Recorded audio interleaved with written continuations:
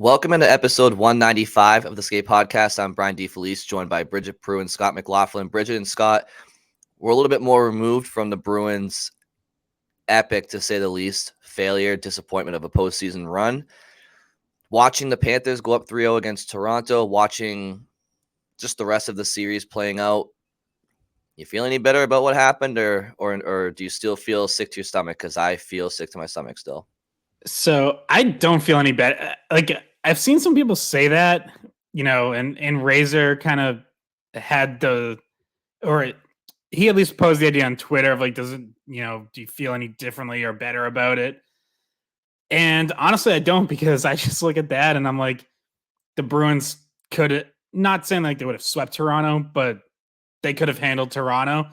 And again, like there's nothing that could happen that would make me feel good about blowing a 3-1 lead and blowing multiple third period leads. So even if the Panthers go on to win the Stanley Cup, like, yeah, you would sit there and say, all right, clearly that was a better team than look, I picked the Bruins to sweep. So I'll put myself at the front of a line. Like clearly they're better than a lot of us thought, but you still had a 3-1 lead. So even if Florida goes on to win the cup, I would just sit there and look at that and be like, if you took care of business, that could have been you.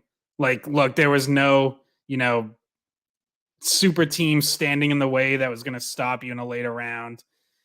It was there for the taking. So I don't feel any better. In some ways, like the further the Panthers go, it would make me feel worse, because I'll just keep looking at it going, yep, the Bruins could have handled that path. Like they could have done whatever Florida's doing. The only thing that makes me feel better is it's kind of funny to watch it happen to someone else. It's kind of funny to watch it happen to Toronto. I don't know. That's really it. I don't think it doesn't make me feel better. I think it really just maybe is a wake up call to the people who weren't taking them seriously because part of the Panthers season they weren't playing to their potential. And then all of a sudden you do see them playing to their potential and they're a threat.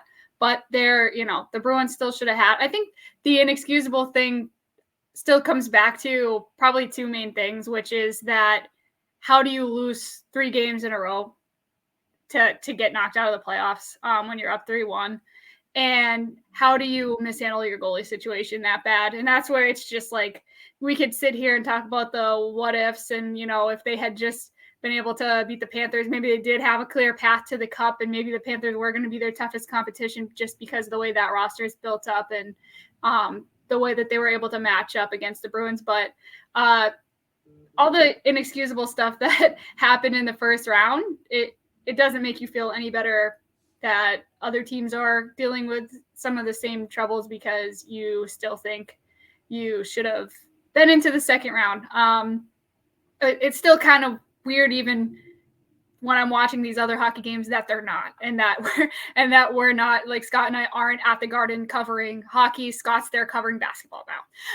It's still weird. And we'll get into some of the press conference stuff that happened with Bruins management and Coach Montgomery. But even now, however far we are removed over a week, there's still disbelief, and there's still just the feeling of what happened. Like, I still think people haven't been able to fully put their fingers on what made the Bruins go from like really the best team on paper and with the best players to all of a sudden these players are just not themselves anymore. Like, what caused them to just not play the way they played the whole year?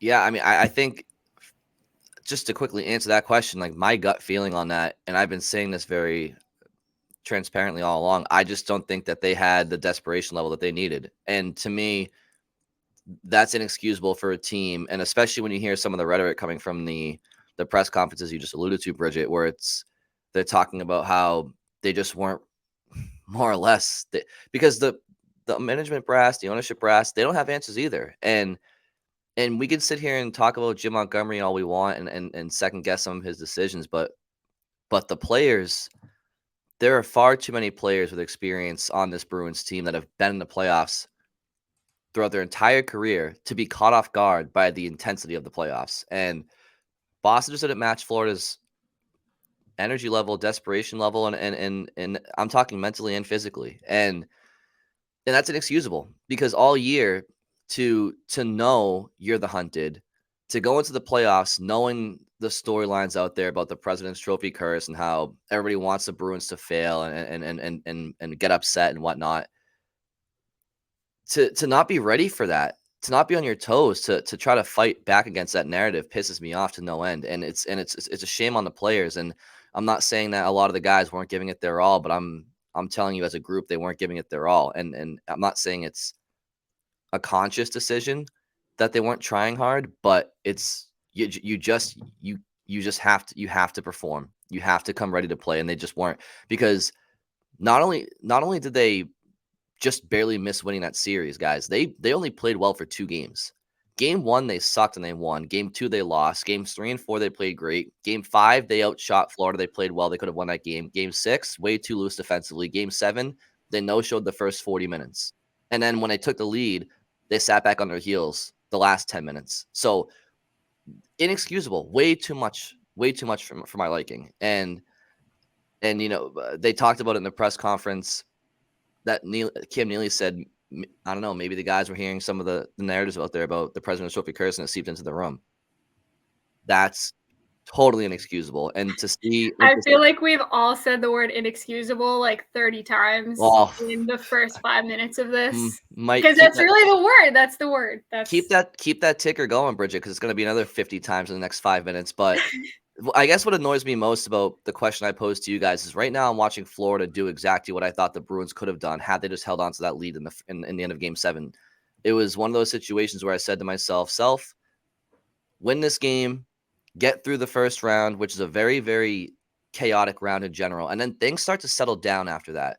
You get half the teams go away, and you start to focus on your game. You got the playoff nerves out of your system, and so I don't feel any better about the situation. Sorry, I may just mute myself. I feel worse about it now that Florida is continuing to play well, especially when you look at the Western Conference, and there's a couple of guys in Edmonton that are pretty impressive, and there's a couple of teams out there that work hard, but nobody really scares me out west if the Bruins found their way to the Cup Finals this year. So it's a very, very missed opportunity, large missed opportunity. Yeah, Brian's so fired up. He's just hammering away on different buttons over there.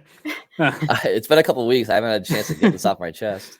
Yeah. So you mentioned like players not bringing it or not being motivated enough or whatever, and I thought one of the most interesting quotes to come out of the press conferences with Montgomery and team management on Tuesday over at the Garden was Montgomery when he was asked about kind of regrets or what he learned. And he said, the overriding one is it's my job to get the players to own the moment, seize the moment. And that didn't happen. And that falls on me. Later, he said, those are the things that really stick with me. But the number one thing is my job is to get the players to elevate their games. And I didn't do that. So like on the one hand, okay, Montgomery's clearly taking a lot of this on himself. And I think certainly to an extent that's fair. Like I do think, it obviously wasn't a good series for him and he's come under some criticism and that quite a bit of it's been deserved. But I also hear that and think, well, this group of players needed a coach to motivate them, to get them to elevate their games. Like we hear so often about how great this team's leadership is.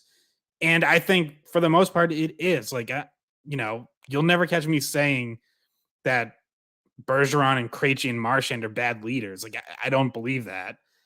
But why weren't they the ones getting the team motivated? Like, why, if there's some lack of urgency or, guys coming out flat or not elevating their games, not seizing the moment, like, why couldn't that leadership group get that out of the team?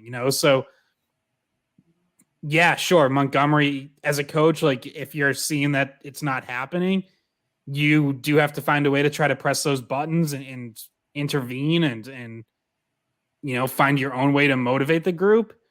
But I really feel like that shouldn't have been needed. Like this team, with everything they've been through and how much of a veteran group it is, like they shouldn't need a coach to be giving them pump up speeches in Game 6 of a playoff series. Like At least I don't think. I mean, I don't know. Maybe every team needs that. Like maybe there's, no such thing as a team that doesn't need a coach jumping in. But man, like hearing that, I'm like, I feel like these players like should be able to do that for themselves. Like that, so I guess good on Montgomery for like taking some blame, but I'm more interested in like why that was even necessary. Like why Montgomery even felt like, yeah, that was something I needed to do and didn't.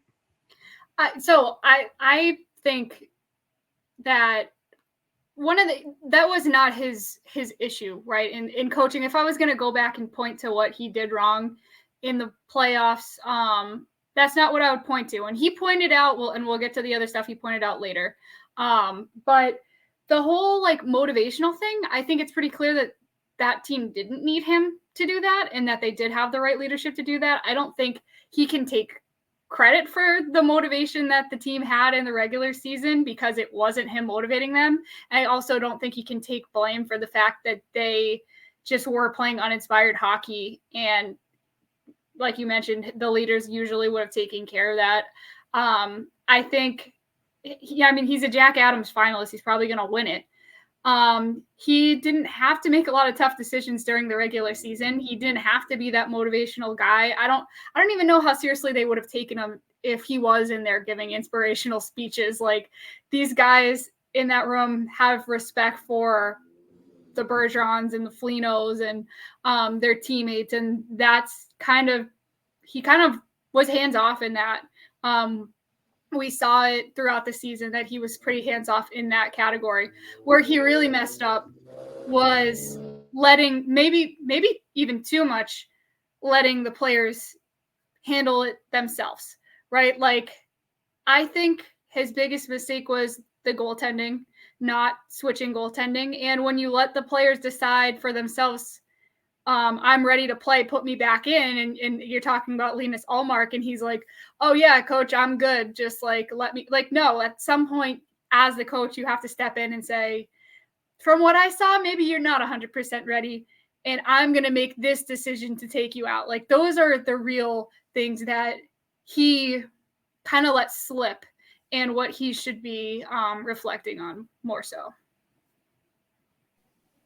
I think that's a good point to bring up because he also talked about Bergeron and the correspondence he had with him after Game 3 in Florida, and basically said, "What do you think? Should we hold you out till you're healthy if we win Game 3?" And he was like, "No, I'm playing, Monty." Okay, and he's like, "I'm not going to keep Hall of Fame players out of the lineup." And we get that sentiment, but to your point, Bridget, like you can't let the inmates run the asylum. Like you have to have authority. And dating back to when they hired Jim Montgomery, especially early on when things were going really well in the beginning of the season, my only question with him was, can he be the bad cop? And I know it's not in his nature to be the bad cop. So if you're going to have Jim Montgomery be Jim Montgomery, then maybe they should have some sort of fiery assistant coach to go in there and let a fuse under these guys' ass, because clearly there's something missing with this team. And it's not just the personnel, because this team has fallen short with a roster that we all kind of said wasn't a cup-winning roster. And they've also fallen short with a roster where we said this is the best roster in hockey. So there's something off where when a team in the playoffs decides that they want to impose their will physically and game plan for the Bruins can't, they don't have an answer. Physically, they don't have an answer. Outside of 2011, the Bruins they've succumbed to the other teams imposing their will against Boston in different ways, different forms, different teams. But look at the last handful of years, the teams that have just pushed Boston around. And I don't think Boston had the roster to be pushed around this year necessarily. I don't think they had the toughest roster. Boston didn't have a massive power forward that just you can't move and you fear him coming down the wall on you, right? They didn't have that. But Boston didn't have a team that was just not capable. And they got pushed around by the Blues in 19. They got pushed around by Tampa, although Tampa just had more talent. They got pushed around by the Islanders, who had less talent. They got pushed around by the Hurricanes. I would say they had less talent. They got pushed around by the Panthers. They had less talent.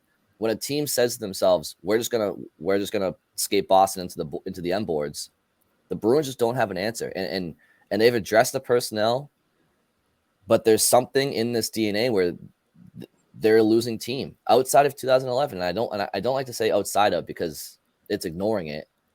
2011, they got the job done, but look at that roster in 2011. That roster was very, very.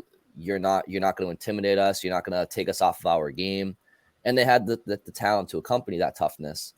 But this Bruins, the Bruins, that they every single year they fall short of their goal, and it always seems like at least a round before they're supposed to. And to me, that's where it's annoying. Like you can always respect a conference final finish, and you won 2 rounds, you gave it a good go, you lost in 6 in the conference finals, or you make it to the cup finals. You did a lot there. You did a lot well, but to keep losing in the first round and to lose in the second round, it's the Bruins have too much talent and historically, and they just can't match the intensity of when a team decides to turn it up a notch and just really game plan and outwork Boston. And that's what I saw this year. It's tough to explain. One thing I keep coming back to, though, is like, to me, they more or less figured that, like, they got pushed around in game 2 on home ice. And I really thought they realized in that moment, like, intensity wasn't good enough. They weren't ready to play playoff hockey. And then games 3 and 4, they were. And, like, they were there. If this series had just gone back and forth and, like, at no point did the Bruins really look in charge, I'd say, like, okay, yeah, maybe they did get pushed around. Maybe, Panthers just wanted more or whatever. But, like, games 3 and 4 happened, and the Bruins were the better team on the road. And we're in control. We're in control of those games. We're in control of the series. And, like, yeah, I don't know, maybe Florida found another gear to take it to after that. But I really look at it more as, like, the Bruins opened the door. Like, they let up. They made the mistakes. Their goaltending fell apart. Like, yeah, some of it is physicality, but again, I've made this point before. Like, the Panthers were gonna be physical. We're gonna force turnovers against anyone. Like, that's how they're built. They're a great forechecking team. The Bruins were still good enough to overcome that and had shown that in this series. And for whatever reason, they couldn't in games 5 through 7. Like, I don't think they got physically worn down or beat up or, like, suffered key injuries the way they had in the past, whether it was, Grizzly against St. Louis, Carlo against the Islanders, like, Kevin Miller against Washington. Like, none of that stuff happened. They actually got healthier. They actually got guys back as the series went on. So I think it's a little different than those past years. Like, to me, this was more mental than anything. And, like, maybe the physicality part of it plays into that. Like, maybe, getting hit on the forecheck contributes to mental lapses or whatever. But I really just think, like, mentally, for some reason, this group couldn't close it out. Like, couldn't push it past the finish line. Once the snowball got rolling downhill, like, they couldn't stop making mistakes. It was like, I don't, like, they were in their own heads. And I feel like maybe that's some of, I know Neely referenced, like, the President's Trophy curse, and I really hope, like, that wasn't creeping into the locker room. But I do think maybe some of the noise about, like as things started kind of going sideways of, are they really going to blow this? And, how could a team this great possibly lose in the first round? Like, maybe some of that got in where they're thinking, like, the same thing fans are, like, oh, but, like, we can't blow this, guys, right? Like, we're not really going to lose in the first round, right? Like, there's no way. Like, maybe some of that happened, but yeah, like, I honestly think it's more mental than physical, though, because I just look at the mistakes and it's like, it's not like they were getting caught deep in their own zone and making these bad turnovers because they're shying away from hits or whatever. Like, no, they were just making really bad decisions. And, like, I still don't have a great explanation for why that happened. And I don't think anyone sitting in that press conference yesterday did. Like, I think they didn't want to, like, directly throw players under the bus and say, like, yeah, it was on the players. I don't know why they did that.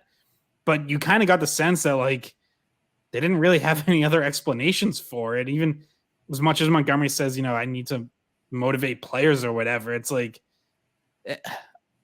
ultimately, like who else, who else can possibly step in and be like, yeah, no, don't make a blind pass into your own slot. Don't just give the puck away in the neutral zone. Don't, chip it up the boards to nobody. Like, those are on the players. And maybe Montgomery can do more in video sessions and point stuff out or whatever. But I don't know. Like, I still have no explanation for the mental lapses. And that's what I, even more than like anything physical, like that's what I just keep coming back to is like, why did that happen? Like, maybe they were just too in their own heads.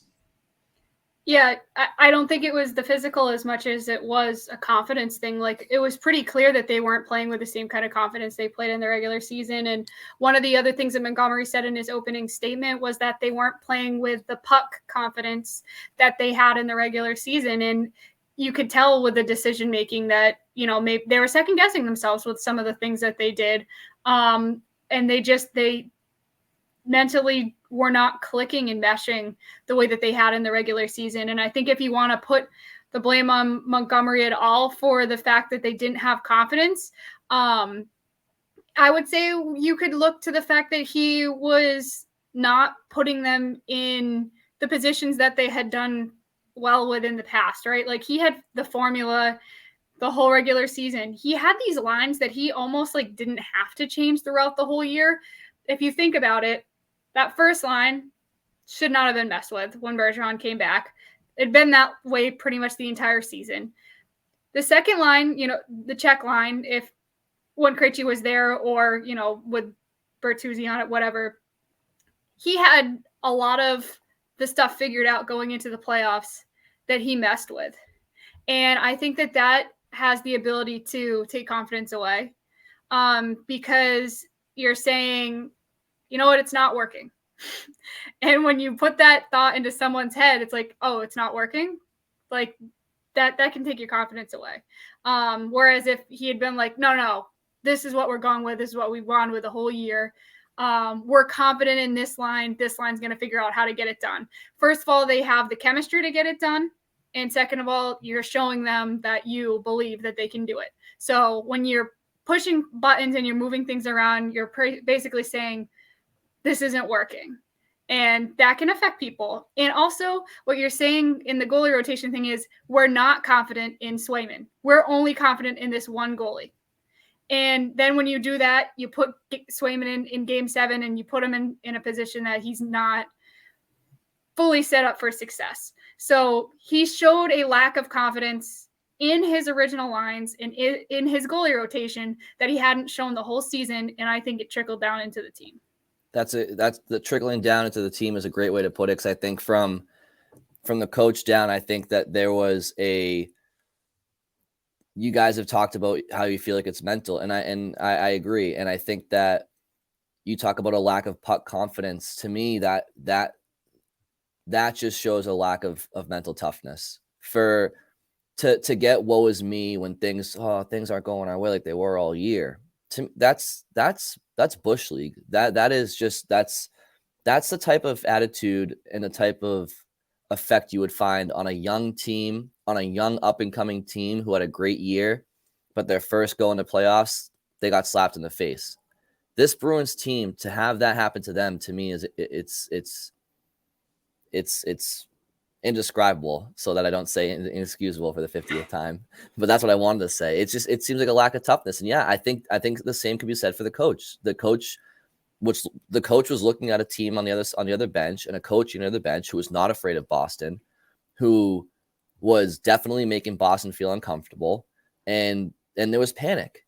There was absolutely panic on that Bruins bench, starting with Jim Montgomery. And he definitely made decisions that were series altering, in my opinion. You could say that different lines at different times, different goalie decisions. Sure, there are tangible decisions that he made that you can sit here in hindsight and say, yeah, that may have been a difference in the series. But outside of that, for me, it really comes back down to the players' play.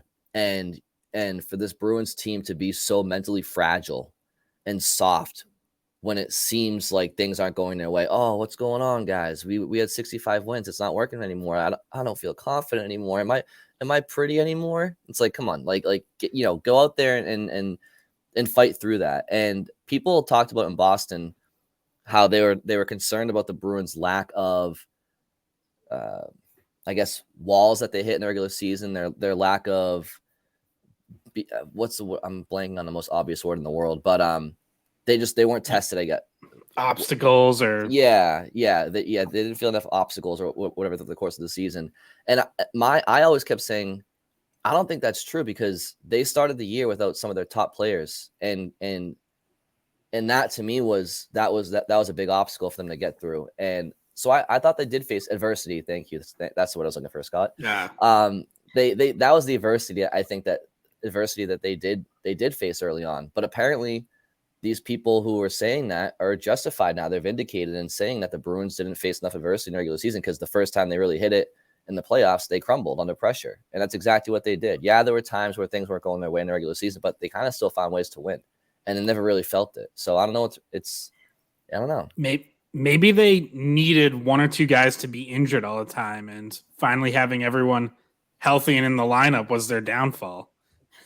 I think if they had just gotten through that game 7, though, they would have been able to prove to themselves that they could do it, like in the toughest situation, and like mentally that would have probably settled them in a little bit. Like, okay, we won a game 7. Check that off the list. Now we know we can do it again. We know we can stave off elimination if it happens in the next round. Whenever another elimination game comes, we know that we can handle it. So if they had just gotten through that game 7, that would have been oh my God, we bent all the way, but we found a way. Like, we made a lot of mistakes, but we still found a way to win. And kind of a reset and a confidence boost to go into the second round with.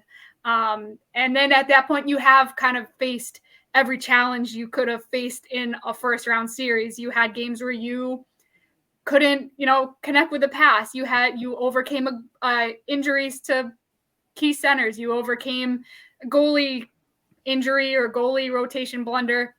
And now you're able to put that behind you and go, okay, well, we now learned from that really difficult 7-game series how to win a series, how to win an elimination game. And we're going to go forward and move forward and have that in the memory bank and just know how to move on from there. So I really do think that even though they played some of the worst hockey I've seen them play the whole season in the first round, they could have gotten back on track in the second round, because those games were anomalies. Like, that game 2 was maybe the worst game I've seen them play the whole year. I didn't even know what I was watching.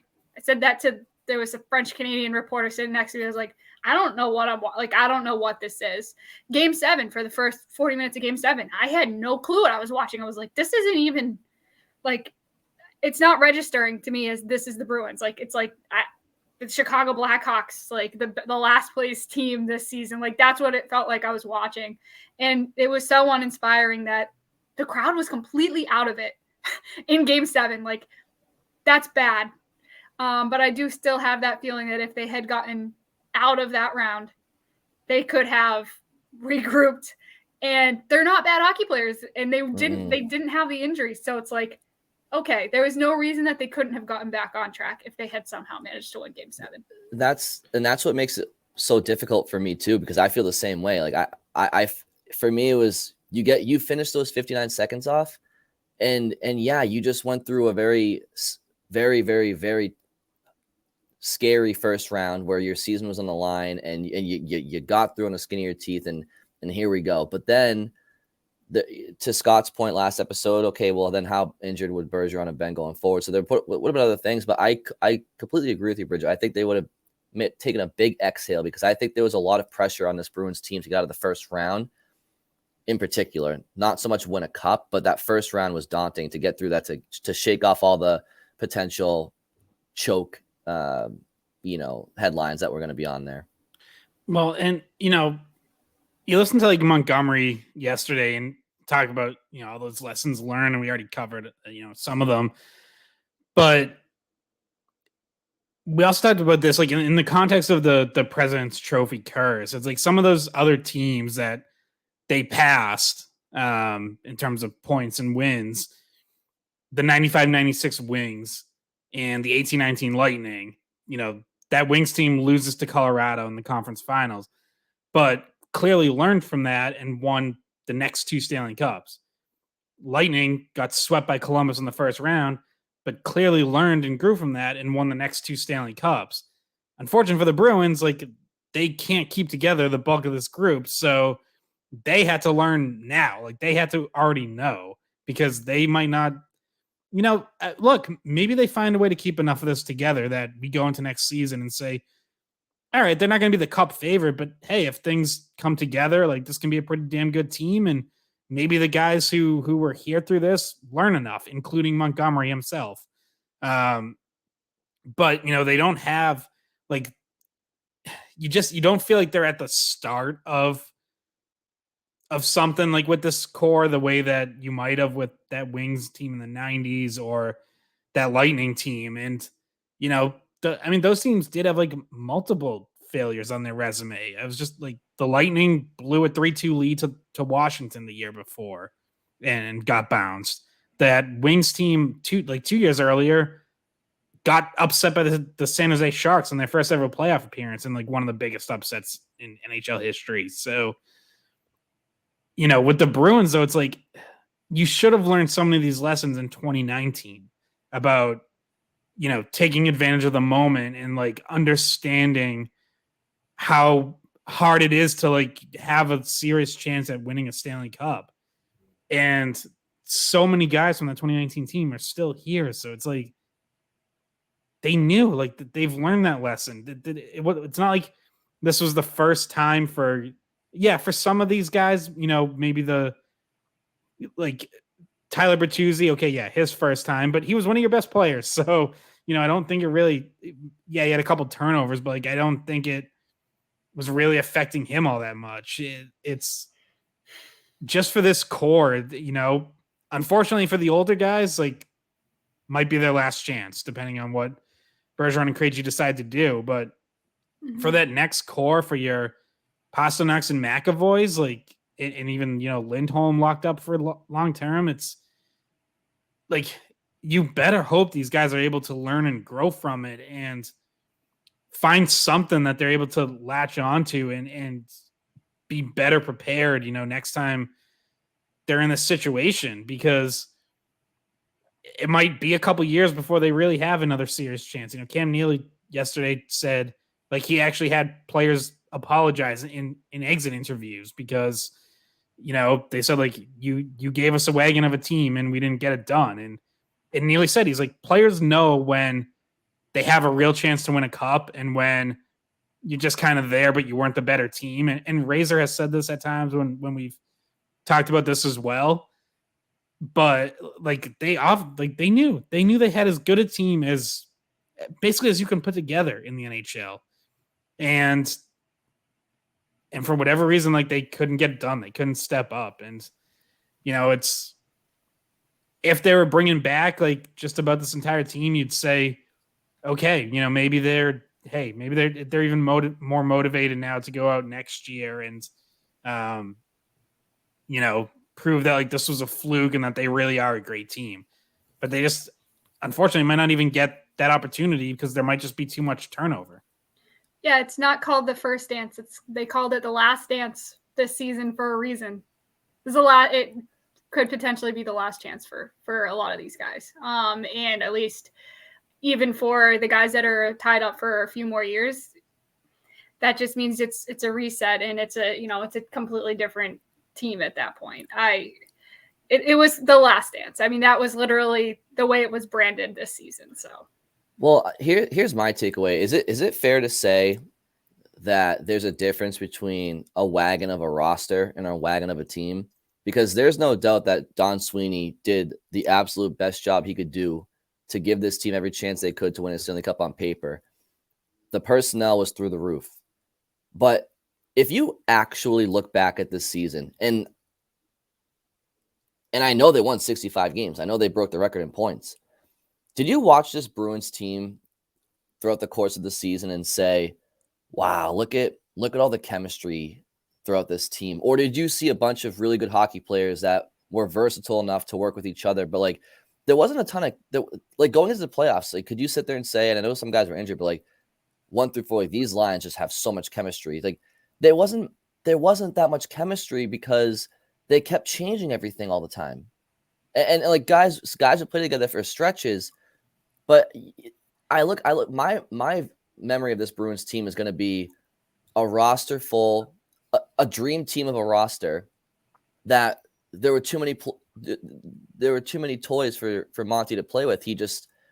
There was all this talent, but there was a little bit of a lack of chemistry, and some of that was because of timing and when guys enter the team and guys are on long-term IR, and there's reasons for it. But the roster was so good, but I don't know. You brought up the Wings team from the '90s and the Lightning; those rosters were these dream team rosters never seem to get it done, and maybe it's because there's just a lack of role acceptance because you have too many guys that are too capable and different. I don't know. It's hard to really pinpoint, but it's tough to really describe. I think there was chemistry. I think Marchand, Bergeron, DeBrusque was pretty good all year. I think Checkline had real chemistry. Coyle and Frederick and even Hall, like you talk about accepting roles, like Hall on a third line. I think he did, and I think. But then he went away from those lines, though. Then he went away. Yeah, but the chemistry was there. It's just then we're talking about a coaching mistake. Yeah, so this is like what I'm getting at is like Grzelcyk McAvoy had chemistry. Lindholm Carlo had a lot of chemistry. I think then you add to this team the trade deadline and you have injuries down the stretch, and that really throws it into whack. And I think it is absolutely fair to say that by the time the playoffs got here, Jim Montgomery didn't know what his best lines and pairings were anymore. And it's really easy in hindsight to like, it sounds insane to be like, oh, well, maybe they would have been better off just not getting Orlov and Bertuzzi. I can't say that with a straight face because I don't believe that. Like, I think those are good moves to make. I love the Orlov move. Like, I think you needed a little more certainty on the left side of your defense than, Grzelcyk and Forbort, potentially having to play more minutes. Don Sweeney even referenced this yesterday. Like, I know people think they're just like manipulating the cap or whatever with long-term IR. I had heard this. I believe this. Sweeney said it yesterday. Like, when Hall and Foligno got hurt just days before the trade deadline, they legitimately did not know if or when those guys would return. Like, that was a legitimate question at that time. And that prompts the trade to go get Bertuzzi. So, like, I don't think any of those trades are a mistake. I think they did the right thing. They went all in on a team that deserved to have Don Sweeney go all in. But the side effect of that you can say, potentially cost them is there was just too much movement and guys in and out and moving all over down the stretch. And then, Hall does come back and Foligno comes back for game 1 and Forbort comes back for game 1. Like, they don't even play in the regular season late in the season. And it didn't necessitate like all this movement where I just don't think they ever were able to settle on something. I think that's part of it. It still doesn't totally excuse them losing. Like, they were still in position to close out that series and should have been able to do it if they just played hockey the way they're capable of playing. But it's a factor. I think it affects players because they're moving around. They can't really get super comfortable with, certain line mates. And I think it affected Montgomery because I think he started to overthink things and, almost make too many changes and get too cute, splitting up Bergeron and Marchand. Like I said at the time, like I understood the thinking behind it, but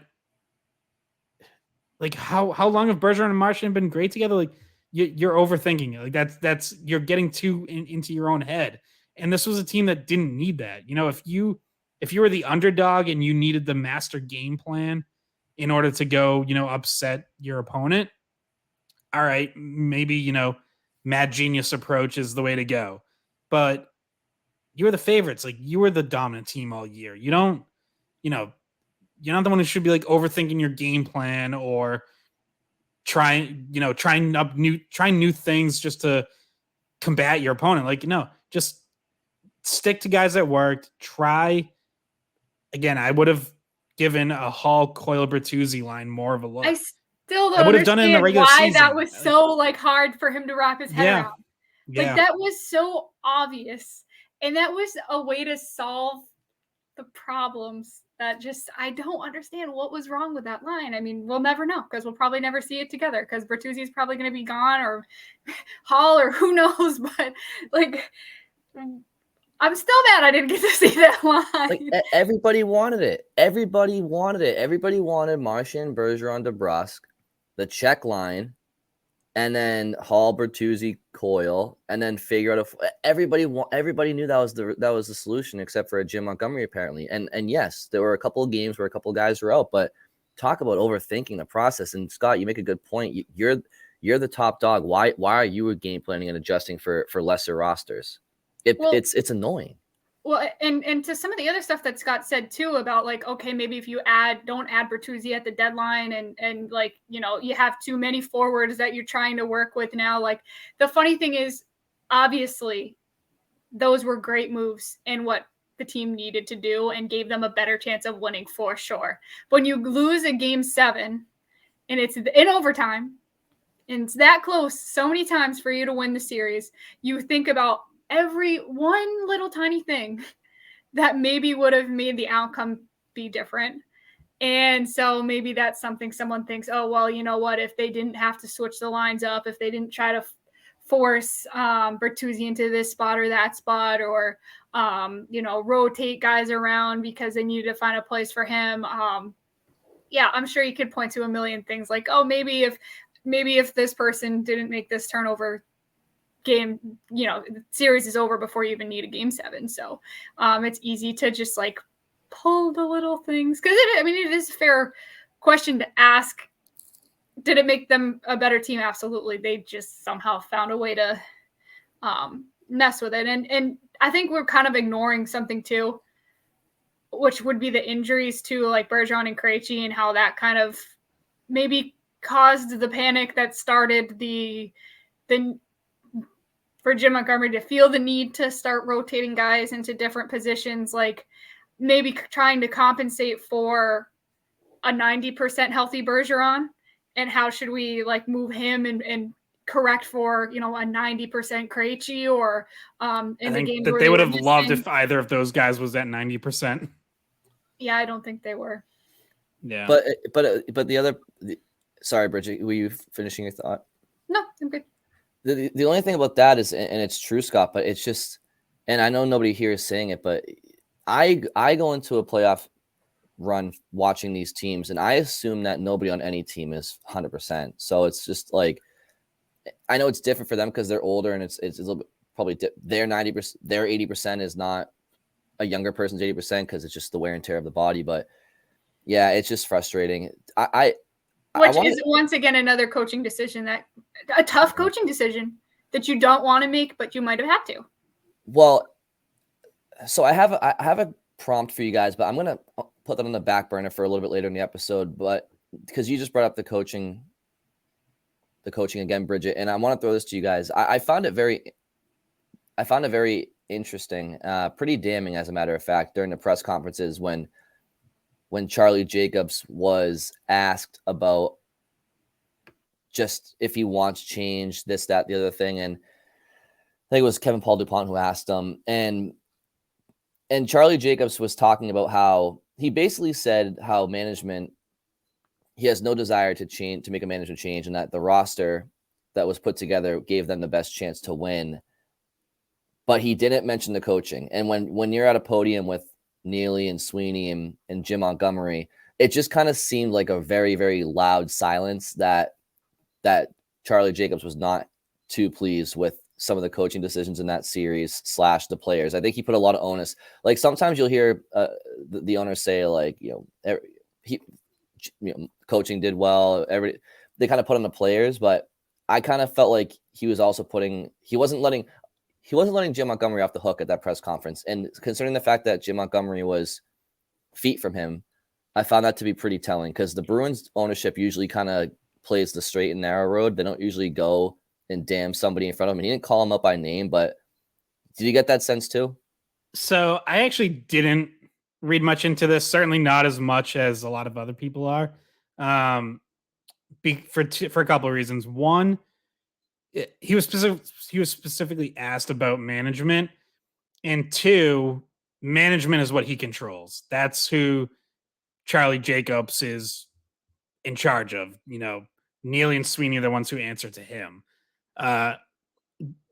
So Charlie Jacobs didn't say it in this press conference, but he has made it clear in the past that the coach and the coaching staff is up to Don Sweeney, is up to his general manager.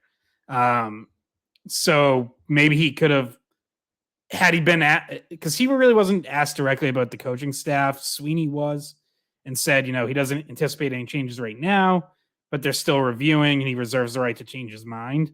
But yeah, so maybe Charlie Jacobs could have reiterated, coaching is up to Don or whatever. But I think in general, he doesn't really weigh in on coaching either way. My personal opinion is he probably doesn't have a great idea of what separates, good and bad coaching. But I think he does. So, I think he gives Sweeney and to an extent Neely the responsibility over coaching. And so I think he's answering more for what is directly under his control, which is team management in the front office. Yeah, I agree with Scott. I just don't. I just more so than anything. I don't think he's qualified to really comment on the coaching necessarily. He has the guys underneath him that are his experts on what they should do roster wise and coaching wise. So I don't think he. Although the Jacobs in general over the years have been perfectly okay with firing coaches. It has been a go-to move for them over the decades when things aren't going well. So I think, but I think that starts with the GM though, because right, it's GM comes to them and says, "Oh, we have to change the coach. That was the problem," and Jeremy Jacobs back in the day would just be like, "All right, cool, see ya." Do we all remember what conversation we were having a year ago this week? Or not this week, but is Bruce Cassidy a scapegoat? We were talking a lot about coaching with a different coach and what was, and you want to know what we were saying after that Carolina series? It wasn't Bruce Cassidy's fault. And it was lack of inspiration, and it wasn't Bruce Cassidy's fault. And yet we're sitting here a year later, different coach, and we are putting, I feel, more blame on Montgomery than we put on Cassidy last season when they lost that series to Carolina. But at some point, I think we are, because I think the difference, I think we are, because when you have the season the Bruins had, and you seemingly push all the right buttons, and you break all these records, and then you get to the playoffs and you act like you were an 8 seed, and you're changing your lines every 2 seconds because you're afraid of the opponent. That's why people are criticizing. It's you got to this point with what you had, and then you just changed everything because for what, guys? Yeah. And what if Bruce Cassidy? What if we're going to these what ifs? What if Bruce Cassidy was the coach of this team this year? Did they make it through the first round? They make it past the first round. They wouldn't have had this good of a roster. So yeah, they wouldn't have had this good of a season, but that doesn't necessarily mean they wouldn't have made it a little bit further in the playoffs. No, but I think maybe Krejci doesn't come back. I think DeBrusk maybe keeps his trade request open. They still would have had a good team for sure, but I don't like and other people have done plenty of this, and we really haven't, so we might as well do it now. But I don't like what if they just kept Cassidy second guessing, because honestly, we were all in agreement all season that oh yeah, clearly this group did need a change. Bruce Cassidy is a great coach, everyone knows that, but voices get stale and teams need a new one sometimes. And you can't say Jim Montgomery was good for this group all year for 6 months straight, and then after 2 weeks of a bad series be oh, they screwed it all up, they should have kept Cassidy, what the hell were they doing? like, come on, like we got to be a little bit fair about this. We all saw that changing coaches seemed to have a pretty good effect on this team and was part of why they were so good this year, in my opinion. Like I'm not going back on that. So no, and it only just popped into my head now, and it would have absolutely popped into my head earlier if there was any merit to it whatsoever. But he is a rookie coach, and he did make some. Well, no, he's not. He's been in the playoffs before. Who has more playoff experience? Well, Cassie, but I mean, it's not like this is Montgomery's first go around either. No, it's not. But he kind of managed it was kind of a job that seemed a little bit too much for him to handle. I don't know. This is just all based off of the whole season. We're not going to, pivot and say, oh, maybe they should have kept Cassidy, because I don't think they should have. I think Montgomery was the right move, but just kind of a thought that pops up when we're thinking about all of the things that changed from last season to this season for them to, first of all, become this better team and this serious cup contending team, to what fell apart for them. Well, and also what I would say, Scott, to your point about how all year we were praising Montgomery and to turn our backs and not take after the fact is a little irresponsible. I agree with that. But to be fair to us and anybody else who would have this discussion, that was the regular season, and nobody anticipated Jim Montgomery turning back into a pumpkin come playoffs and just totally reverting and going against everything that got him to that point. I never would have expected him to do what he did in the playoffs with all those. I mean, the Bergeron-Marchand split alone. Could anybody have ever imagined that, even for a period? But he changed everything. He changed. You guys, when I was earlier talking about chemistry, I was more so alluding to like the playoff roster, not so much throughout the year, because they did have chemistry throughout the year. But when April 15th came around, and you had this dream team of players that just hadn't really played with each other consistently enough, and you guys talked about the Hall, Coyle, Bertuzzi line, never played together. He just, when it got to the playoffs, because they had this new treasure chest of players, and there wasn't the chemistry, and he kept changing the lines. So yes, he was great for this team in the regular season. He got them to the regular season that they had.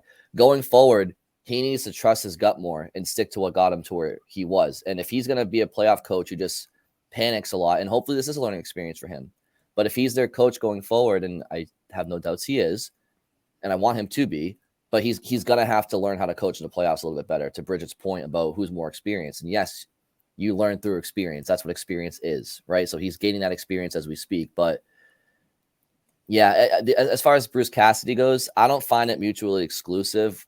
Bruce Cassidy could win a Stanley Cup for Vegas this year, and I'm not going to sit there and say, well, he would have won a cup with the Bruins this year. It's apples and oranges. But I will say that will be a talking point. You can bet your ass that's going to be on Boston radio if Vegas wins the cup. And I don't know. Sure, maybe that. It wasn't the coach, it was the players. And to sit here and say it's the players is accurate. Like, this is on the players. We could talk about Montgomery all we want, and it does come down to the players. And regardless of what the coach puts out over the boards, like, the players, they gotta execute. And if Bruce Cassidy wins a cup, I'll be so happy for him because he deserves it. But yeah, it's definitely a tough game to play. It's just tough it's apples to oranges, Yeah, like, again, what I come back to is, like, I don't think anyone ever questioned whether Bruce Cassidy is a great coach. Like, he clearly is. And Vegas was such a great situation for him to go to because it is a talented team, pretty loaded roster, but one that needed to play a lot better defensively. And like, that's his strength. Like, and he has gotten that out of them. Like, it's been a perfect match so far. Let's see how far it goes. But even just on the ice, like, you look at what was one of the things we heard when they moved on from Cassidy, or that we heard after last season. It was they had to find a way to score more greasy goals in the playoffs. They had to get to inside ice more. Well, they did that all year. Like, their high danger chances, their goals scored in close were all up. Adding someone like Bertuzzi only added to that. And ultimately, offense wasn't the issue in this series. So like that part of it worked. Like they were a better offensive team that scored greasier goals that, worked to score the way you have to score in the playoffs. Now, did they ultimately sacrifice too much defense to do it? I still don't really think so. Like I still think the system itself was okay. It's just the terrible breakdowns and mistakes. Like, yeah, I think they probably sacrificed some defense. They weren't, maybe as stout in their own zone as they might have been under Cassidy, but that was by design. Like that was something they identified. You have to sacrifice some defense if you're going to add offense. Like if you're going to take more chances offensively, like that's how it works. Like you don't really get to do both. And to whatever extent that you can do both, this team actually did it most of the season. But yeah, like you were probably going to give up a little bit more. And all season long, this team had the incredibly great goaltending to make up for that, make up for whatever chances you gave up. And, I know like we haven't really got into goaltending this podcast all that much, but it's like, that's obviously another thing that just fell apart. Like Don Sweeney yesterday called it, I think it was Sweeney. Yeah, it was Sweeney who called it average goaltending. When he was breaking down reasons they lost the series, he said goaltending was average. I would say that was being generous. I don't think their goaltending was even average, especially not the last 3 games, especially not games 5 and 6 from Ullmark in particular. So, like Brian, you referenced, 2011 and how that team didn't get pushed around. That team also had incredible goaltending. That was also a huge reason that team won. So, this team should have had great goaltending and they didn't. So, and that's another thing that came up in the press conferences yesterday was, Sweeney and Montgomery were asked about Ullmark's injury and the decisions around playing him and all that. And Sweeney, like Ullmark last week, pushed back on the Kevin Weeks report that it was debilitating and painful. He said they got injury reports every day and Ullmark was cleared to play every time they got those. So they're Montgomery reiterated that like the one it's not like the one time that he considered, going to Swayman earlier was before game 6. And Montgomery did say he regretted not going to Swayman earlier. And, we had heard he looked in his eyes or whatever. He also said he had a conversation with Ullmark. And he was convinced that he was in like the right mental state to be able to bounce back from game 5 and that overtime turnover. But, and he said it was more about that than physical. So they're sticking by that. They don't think whatever this injury was, they don't think it affected his play. I still don't think I fully believe that because I just didn't think Ullmark looked like himself. And I think, the physical side of it has to play some role in that. But yeah, that and Montgomery, by the way, also tried to move the bus off of Bob Asenza too, and because said, that was something he got criticized for. Yeah, and well, I mean, look, deservedly so. Like he deferred to Asenza all year, said it's his decision, and so yeah. So then when something goes sideways and people have a problem with the goaltending decision, yeah, they're gonna look at it and be like, "Wait, so is Montgomery just throwing goalie Bob under the bus?" And Montgomery clarified yesterday that yeah, he relies on Asenza a lot, but he's the head coach and the final call is his. So he finally got that part of it right, but I definitely do think it was a misstep not to say that earlier. Bridget, the last episode we did before we started recording, you hadn't hopped on yet, and it was just Scott and I, and there was like a noise in the background of Scott's house. It was like a beeping sound, like a garbage truck. I was like, Scott, what is that? And without batting an eye, he's like, "Oh, that's Montgomery back in the bus over goalie Bob." Which that was surprising to hear. I know he may not have meant anything by it, but it's definitely he probably didn't. But it also just it's like, okay, so now what do you want? Like we're supposed to be like this other guy who is like the mythical goalie Bob, who like none of us get to talk to, and like like nobody even probably knows what he looks like, but like we do, but like anybody when they're listening to his press conference, like this mythical goalie Bob is just like an enigma, and it's like, okay, well, we're gonna give him credit. We're also gonna be like, oh no, okay, it was goalie Bob. I do think goalie Bob probably had a lot of say in it, but once again, like I said with the Allmark thing, like Allmark can't be the one to tell you, hey, I'm good, put me in. And at the end of the day, if goalie Bob says, hey, he seems okay, you can probably put him in, you still have to go, okay, I'll take that into consideration.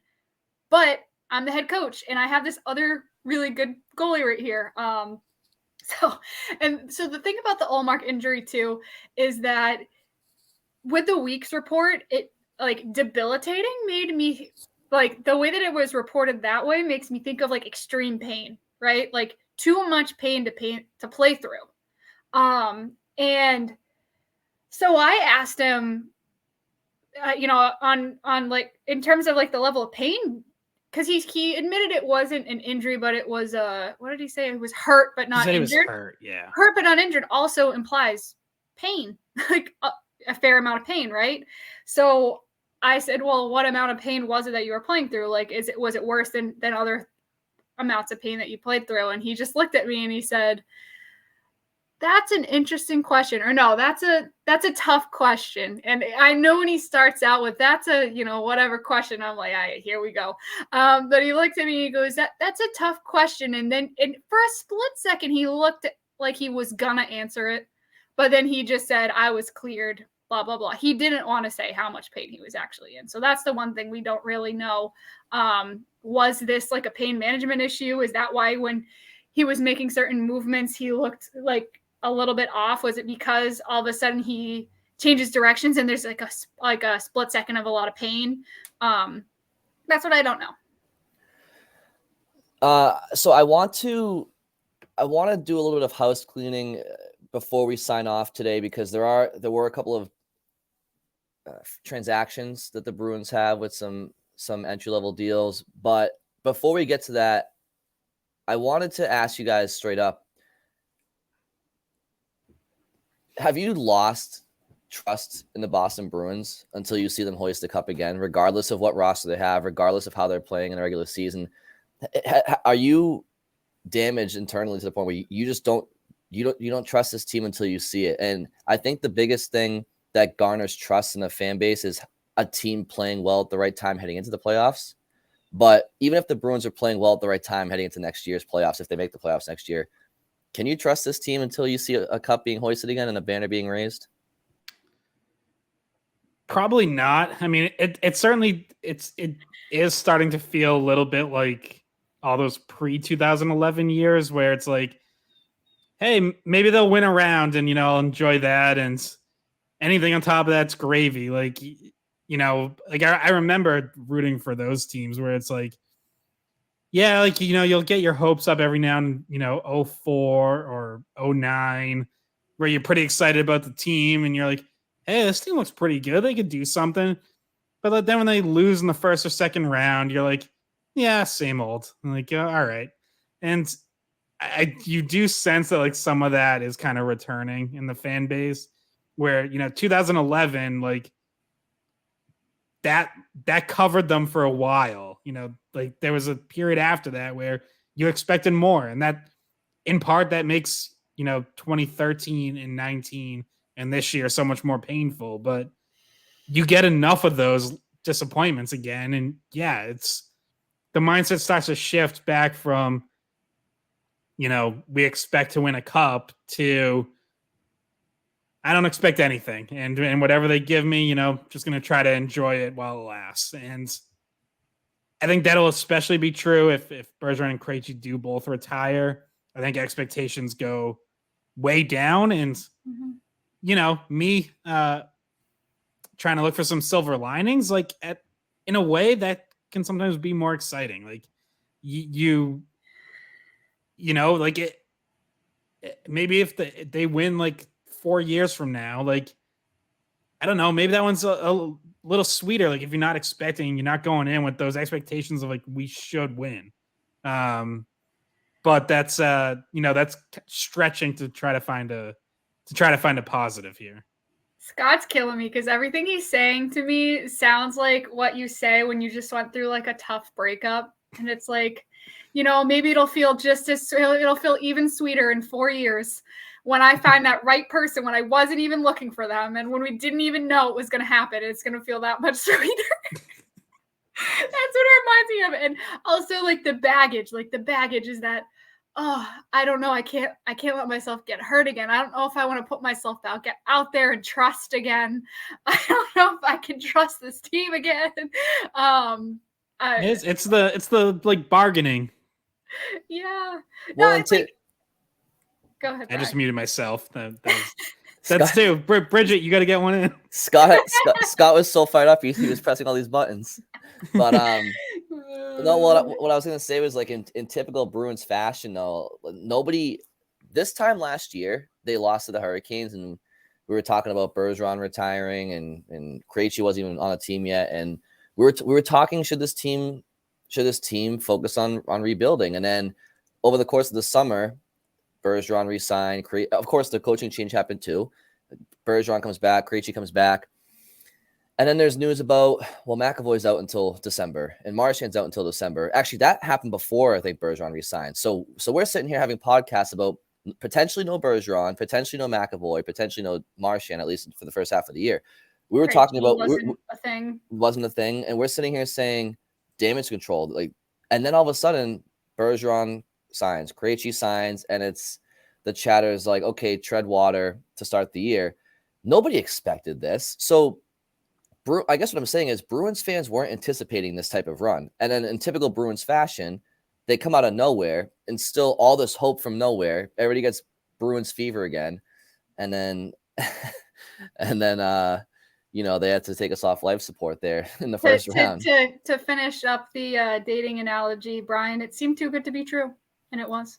It was. But I would say to tie this into a little bit of the future, because what Scott's talking about is true. Like not every postseason is created equal, and it has to do with expectations from a fan base. For example, the Bruins lost in round 1, game 7 this year, and it feels like it is an empty pit in everybody's stomachs, especially because of the expectations and the roster this team had. Same result in 2008 was the kickstart of 15 years of excellence for this Bruins team. And that was a round 1 7-game series, but that Bruins team went to 7 against Montreal. That Bruins team squeaked into the playoffs. It was fresh off of 2 or 3 missed postseasons.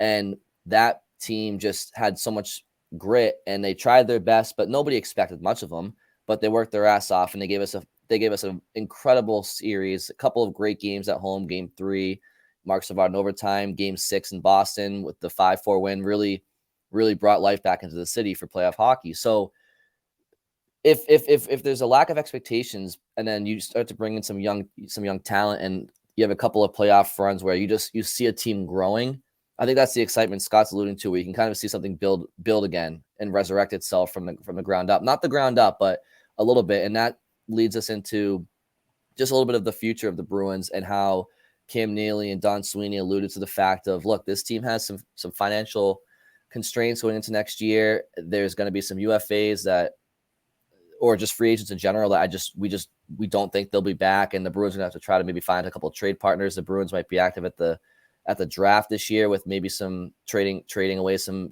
key pieces to some teams that are maybe a piece or two away in their mind.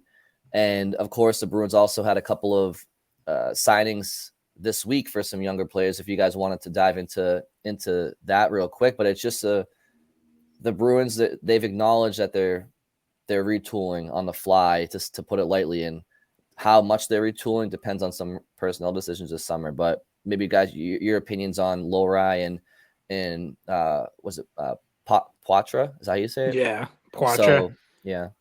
So they signed Lohrei to his 2-year entry-level contract, which was expected because he had initially just signed an amateur tryout agreement with Providence. So basically that just means like he wasn't burning a year of his ELC this year, and there's going to be the ELC to come after the season. So no surprise there. I do think it's worth, because I feel like every time a player signs an ELC, like this comes up as to how it works is doesn't mean he's in Boston next year. And, it's a $925,000 NHL cap hit, but that's only if he's in Boston. If he's in Providence, he's not, almost $1 million against the Bruins cap. So don't worry about like, oh, they only have $5 million in cap space and they're spending like $1 million of it on this kid. No, not the case.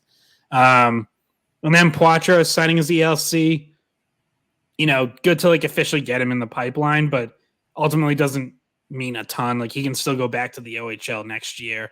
Or they, perhaps they decide he is ready for the pros, but I kind of doubt that. I feel like he's probably going back to the OHL.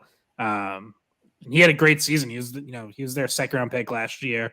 Led the OHL in assists this year. Like had a really strong year. So something to be excited about there. There are some young, exciting players, or at least potentially that we could see battling for roster spots next year. Like I don't expect Lohrei to start the year in Boston, but who knows? Maybe he has a really good offseason camp, preseason, and he does find himself competing for a spot, or at least shows enough where you're like, okay, maybe a couple months into the season he's ready. Georgi Merkulov had a really good year in the AHL this season. I'll be interested to see if he is ready to battle for a roster spot. Obviously, there's the guys who have already gotten some NHL time, like a Mark McLaughlin. We'll see where Oscar Steen is. Like, I don't. Obviously, he got like a game or two this year, but Johnny Beecher, does he have a shot? Like, is he ready to compete for a fourth line job? So, Fabian Lysell, is he going to be ready to compete, or does he need a little more AHL seasoning? Like, those are all like guys to, it's a long ways off now, and I don't know if people are really like ready to turn the page, but those guys that are going to be fun to watch in training camp and preseason, like they're going to get a shot for sure, because this team, the last couple of years we've gone into preseason been like, well, they have 13 forwards and 7 defensemen under NHL contracts. There's no room for a kid. Like, that's not going to be the case this year, because they just don't have the cap space to have all those NHL veterans signed. So someone's going to get a chance. And then, I think all those guys are going to be right there and have an opportunity to battle. Yeah. And this is for a future podcast, but it's also going to be interesting if Bergeron and Krejci do leave, the rotation to center. Like, does Frederick go to center? Do they need, what do they do at center? Like, obviously Zaka's a natural person to move into the, Bergeron's role, but Frederick also talked in the exit interviews about how excited he would be if he got to play center. I don't know. He's funny. He kills me because he probably shouldn't have answered it like that, but he was just like, yeah, no, sure. Great. I would love to. No, but we probably should have said was, no, we hope they don't leave. But anyway, those are things for a future episode, because we have a lot of summer, not a lot of hockey to talk about. Obviously, playoffs are still going on right now. We'll get into some of that too. But we were thinking to have Mark Divert on soon, hopefully. He's one of the guys who, I would say he's probably the top guy in terms of reporting on the Providence Bruins and Rhode Island hockey in general. So he's a guy that has seen some of these guys play and has some insight into the pipeline and what they might be able to do, who's ready. So we'll definitely get him on during the offseason at some point too.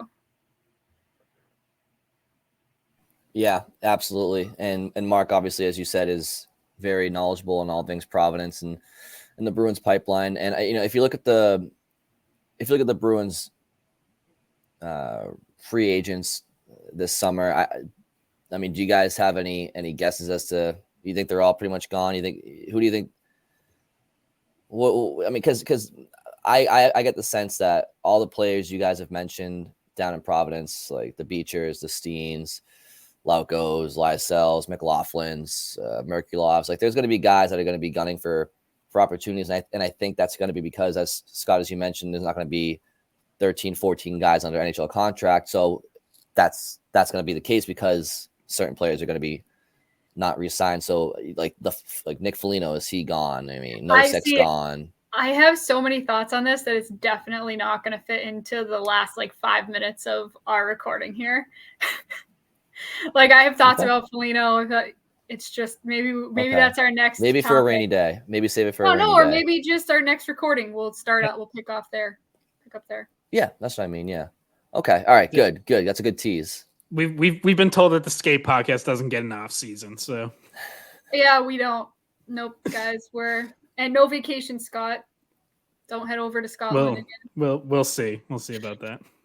Well, what we can say is changes are coming, and we will be here all summer to react and document and predict and all those good things. So with that said, Bridget and Scott, was there anything else we didn't cover from the press conferences that you wanted to bring up before we go? I know we're a little long, but being a season-ending podcast, if we go a little long, it's fine. But was there anything else we haven't touched on? I asked Neely, referencing 2014-15 when they obviously had a lot of cap issues and bonus overages then from McGinley, and that resulted in basically a 2-year reset.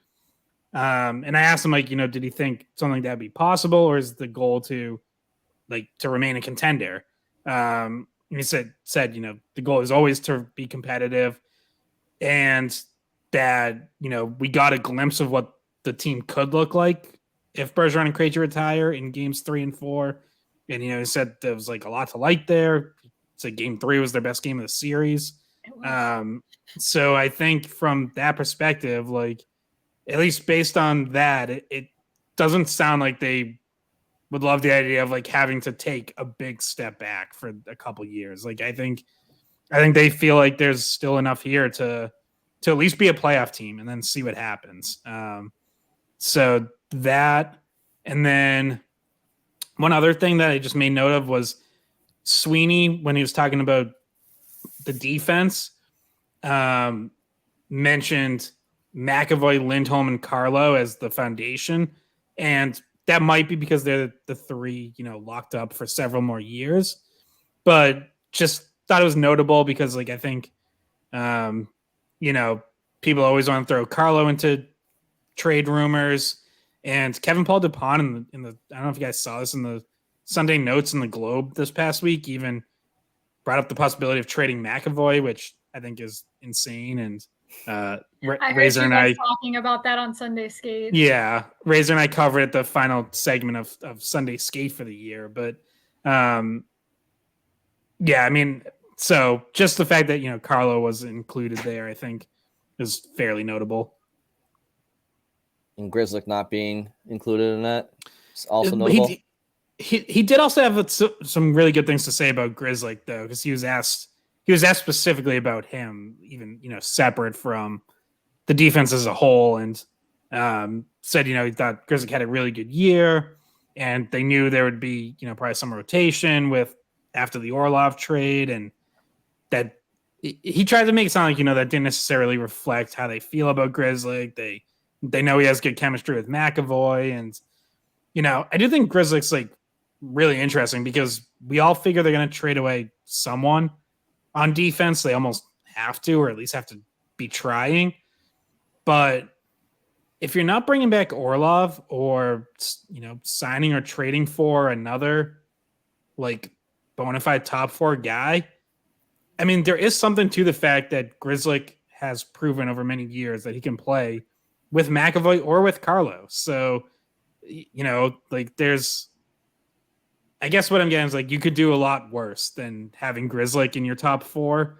And, if you trade him away and you don't have a plan behind him, I know Lohrei eventually you hope is that, but for next year, you can do worse than Matt Grzelcyk, and they might if they trade him away. So, for all the Grizzly critics, like just beware.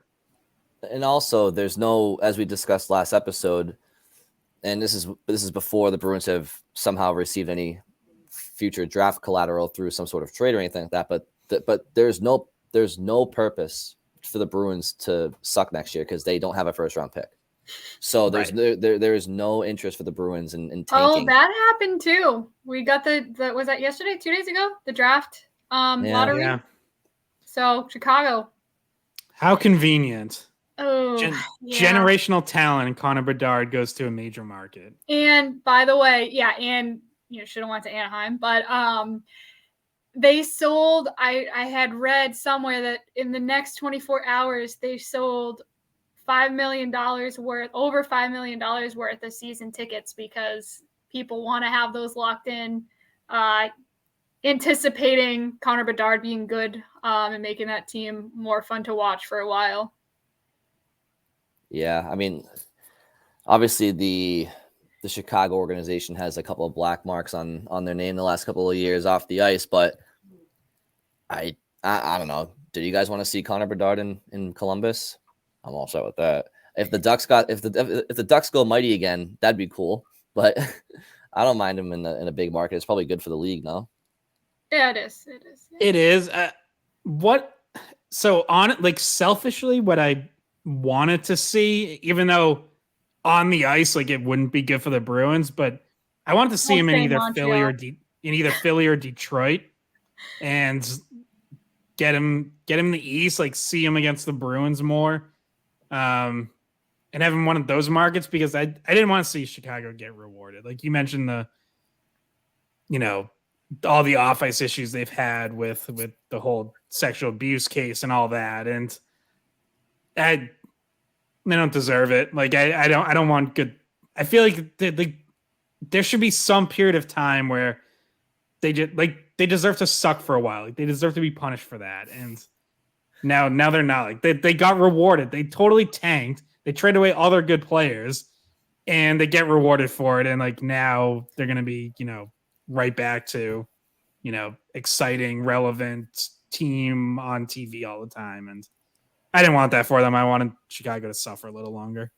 Karma doesn't exist. Well, no. The Eastern Conference got whatever it's been 18, 19, 20 years of Crosby and Ovechkin. So now the West is getting their couple decades of McDavid and Bedard. Have fun, guys. Have fun. Yeah. Either way, if it was going to be Anaheim or Chicago, it wasn't going to, it's not like, I mean, the Canadians were in that top 5 range. It's like, oh, crap. If just some craziness happens and he ends up with the Canadians, like if somehow they get the first lottery ball, that would be bad for the Bruins because that's not just conference. That's in your same division. And but that did not happen. So luckily the Canadians weren't so bad this year that they had that higher chance of getting the Canadians did their tank all wrong. They sucked in the year where there wasn't a good number 1 overall pick. Yeah. They end up with Slavkovsky, who, we'll see. Like he obviously there's still time for him to develop into a really good player, but by no means is he anywhere close to the prospect that Connor Bedard is. No. But that works out in the Bruins' favor. For now. All right, guys. Any final thoughts? Topics? No? No. Bridget? I'm good. All right. Well, that'll do it. Wait. Plug. So we're going to be doing, because it's summer, we're going to be trying to do 2 episodes a week, but we'll be trying to do a mailbag episode maybe once a week or every once in a while. So that means any questions we have. Scott, what's the email to send them to? skatepod@weei.com. Skatepod@gmail.com? At weei.com. Okay. All right. Skatepod@weei.com. If you send them to gmail.com, I don't know who's getting those. Maybe they'll answer as well. Maybe we need to make another account. And or comment on our Twitter or our YouTube with anything you want to ask or want us to talk about. We have gotten a lot of comments on YouTube, so I'm going to go through some of those, only the nice ones, and kind of pick up some of the topics that people have been having little conversations in there about. We could do a mean comments episode. Yeah, no, we have a few. Bridget's we like, have a nah, few. I'm good. I'm good, dog. But yeah. So yes, everything Bridget just said, we echo. Scott's last idea. Yeah, I can go for a couple laughs, but no, we probably won't. Or I think that might be more like crying, but sure. So anyway, hopefully these last couple episodes have been therapeutic for not just us, but for everybody watching and listening. It's been just really not what we expected this summer to start or the spring to start off. So we were expecting to go at least somewhat into late spring, but in any event, thank you all for listening. Of course, any Bruins news throughout the summer, breaking news, we will cover. And as Bridget mentioned, we'll be doing 2 episodes a week. So thank you all for listening, and we'll talk to you very soon.